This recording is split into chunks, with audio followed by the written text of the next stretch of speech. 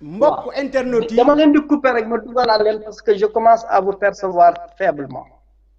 waa d'accord alors mbokk internet yi ñi ngi am à l'écran régie la régie dama bëgg ngeen indil ma El Malick Ndiaye allô la régie la régie me signale que El Malick Ndiaye dem na alors Baba mun nga continuer dama bëggoon introduire rek allô El Malick allô la régie allô El Malick allo sëñ Cheikh Sadibou. alors la régie indil leen ma El Malick Ndiaye à l'écran may fàttali internet yi ñuy seetaan Petro-Tim débat équilibré lay organisé il a été question de Ousmane Sonko il a été question du Pastef il a été question de l'implication de Ousmane Sonko avec l'ONG Oxfam. Alors ñun dans le cadre des émissions que nous organisons dañu bëgg équilibre di am te El Malick Ndiaye mi nekk à l'écran bokk Pastef nekk secrétaire chargé à la communication du parti dina ko mun a seede depuis démb on a cherché à entrer en contact ak Bassirou Diomaye Faye on a cherché à entrer en contact ak Birame Souleye Diop ba Bassirou Diomaye Faye moo ma mujj jox numéro El Malick Ndiaye bi nga xam ni c'est une voix autorisée pour parler au nom du Pastef et de Ousmane Sonko ndax mooy secrétaire chargé à la communication El Malick laaj bi benn lay nekk est-ce que Ousmane Sonko Pastef a reçu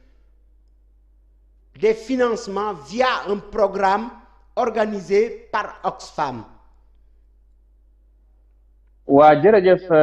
Cheikh Sadibou. xam naa ni ngay waxee moom dafa mel ni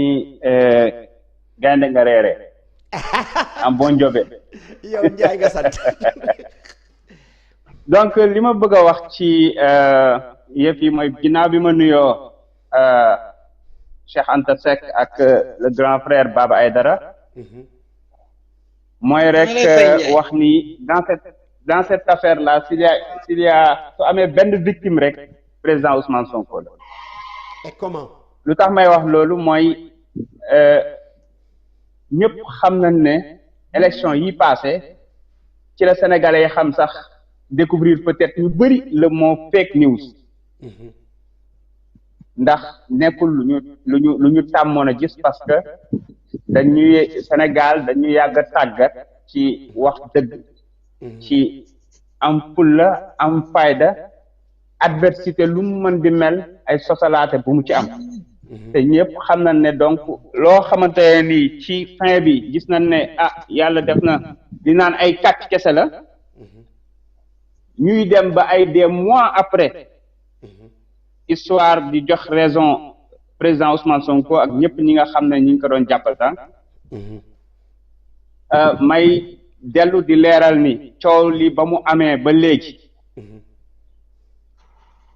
dégguñu ci benn yoon gis nañ ñi nga xam ne ñi ngi ci doon jouer ay rôle di enflammer affaire bi di gën a jollil yëf yi di gën a accuser président Ousmane Sonko waaye gisuñ ci woon man de gisuma ci woon Baba Aydara jamono yooyu loolu laa mën a wax te gisuñ ko ci woon te affaire bi bu mu xewee bi mu ñëwaatee tamit ndax enquête bi def nañ ko y a des mois mais bi affaire bi génnee wax dëgg yàlla en tout cas ñun au niveau de Pastef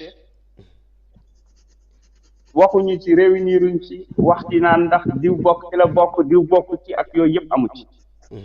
liñ ci seetlu rek mooy l'histoire nous a donné raison mooy lan coow li débat bi ce n'est même pas ndax Michel Matzen li mu wax kii dëgg la ndax dafa accuser Baba Aydara ndax dafa accuser Cheikh Yérim ak keneen coow li mooy article bi benn journaliste fantôme moo ko bind maanaam article bi kiñ wax ne moom moo ko publier parce que dañoo xam nga crime parfait wul mais ñoom dañoo choisir jël turu Michel Matzen inversé sant bi def Dame Sène donc ne moom moo ko bind publier ko ci benn blog benn site boo xam ne nee nañ Gana la nekk mais li ma ci lu ñoom la ñu def c'est moins grave mais comment la presse ici au niveau national une certaine presse au niveau national ñoo jël yëf yi pàcc ko revue de presse ko yuuxu ko président Ousmane Sonko avec des connotations dangereuses réel yëf yi ñu xam ne lii c'était une entreprise une machination je dirais une conspiration internationale contre la candidature du président Ousmane Sonko parce que ñëpp xam na ne élection yi passé bokkoon na ci candidat yi nga xam ne pour ne pas dire le seul candidat bu jaaxaloon le camp d'en face alors journaliste bi nga xam ne moom nee na dañ koo woo di ko laaj ndax yow la tout le temps Michel Matsel mu ne da ciy mën a enquête pour leeral yëf yi mais am na li feeñ ci enquête bi waxuñu naan ay ndax tudd nañ ci Baba Aïdara wala ndax numéro bi dañ ko fi ceeg yooyu mais li ci feeñ mooy quand présidence kenn nangu cee yooyu yàbbi lu tax ils ont rien à se reprocher gis nañ ci ku mel ni Cheikh Yérim Seck moom mu ni ay preuve la yor bi muy wax ñun ba léegi gisuñu preuve dégguñu ko waaye bi ko journaliste bi insisté daf ne ko non du ma la jox samay source I can't give you my proof donc mu nekkoon benn association de malfaiteurs laa koy tuddee boo xamante ne ni ñëpp xam na ne élection yi dafa am benn objectif buñ ci amoon mooy lan diaboliser le président Ousmane Sonko ils ont commencé par wahhabisme par salafiste créer ay d'innombrables fake numbers di fake account du moins di attaquer suba ngoon di créer fake news bu jàll beneen ñëw li ñu doon def mooy allo waaw yow buñ la dégloo jàpp nañ ni information boobu fake news la waaw lu tax jamono jooju Pastef Ousmane Sonko ak Tullow Oil portew ñu plainte pour diffamation waaw mais xam nga Cheikh Sadibou yow participer nga bu baax a baax ci élection yi te jàpp naa ne malgré coow loolu yépp am leader bi nga àndaloon bu demee jàpp ànd ak beneen candidat yow nga choisir des ak Ousmane Sonko yow ak ñi nga àndal mooy bir na la ne yëf yi fake news la waaw man bu ma léegi nag pour firndeel loolu maa ngi ciy ñëw El Malick peuple non xam naa loolu dama lay wax rek waa non defal naa ko rek peuple sénégalais boobu terewul ba tey jii nii ñu gën a gëm Ousmane Sonko ndax lu nekk teg nañ ko ci deram et saa yu ñu avancé tuuti rek l'histoire jox ko raison ndax lam moo fi am léegi hashtag bi gën a siiw léegi mooy Sonko waxoon na ko donc li tax nag jour boo li ëpp solo mooy journal bi ko publier mi nga xamante ne nii l'observateur man laa ko njëkk a gis ak ñeneen ñu ko partagé li ëpp solo mooy la ñu génne woon ñëpp gis nañ ne document faux la teg ci Tullow Oil ci boppam génne démenti bu leer Pastef génne démenti bu leer mais ñun du ñu nekk en pleine élection pleine campagne très franchement ak li ñu dund yëpp ci ay fake news yu génn bu génn rek ñu topp ci porte plainte di yéeg wàcc justice mais gars yi dañuy atteindre seen objectif xam nga li wala ngeen baal ma kàddu gi li wolof naan fen du bi jaaw ñun xamoon nañ ne wiiri wiiri jaari ndaadi te dañu nekk ci réew moo xam ne nag nit ñu bëri suñu en tout cas suñu delloo ci waxu sëñ Tuubaa bi doon wax ne bàyyi fen moo gën jàng alxuraan ci réew moomu ñu nekk fi tey saa yu ñu xëyee suba ngoon ñi ngi xool nan lañ mën a sosal waa ji parce que nag xam ngeen ne bu fekkoonte ne am na lu tonni tarfatal ay ni loo xam ne mën nañ ko teg ci deru Ousmane Sonko ngir jàpp ko tëj ko ràpp ci kaso bi à vie dinañ ko def mais dañoo kës li naan kës li ginaar di def dañoo kës bay bëgg a dee gisuñu dara lan moo ci des léegi nañu woon sénégalais yi ne kii ngeen yaakaar ne mooy waaja du waaja ndax moom ñun képp a yam